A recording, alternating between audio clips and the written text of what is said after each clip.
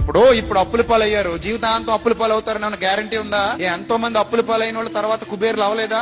ఓలడంత మంది ఉన్నారు అయిన వాళ్ళు. ఈ రోజు కుబేర్లు అయిన వాళ్ళు రేపొద్దున అడుగు తింటూ పోలేదా? తిండి లేకుండా అయిపోలేదా?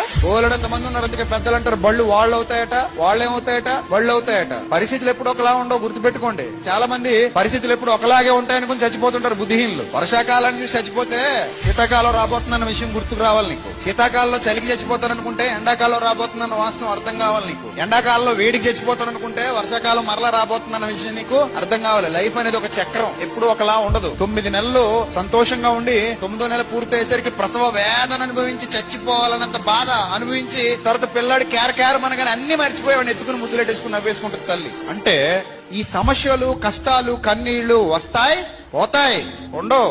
ఏ కష్టం శాశ్వత కాలం ఉండదు, ఏ శ్రమ శాశ్వత కాలం ఉండదు, ఏ బాధ శాశ్వత కాలం ఉండదు.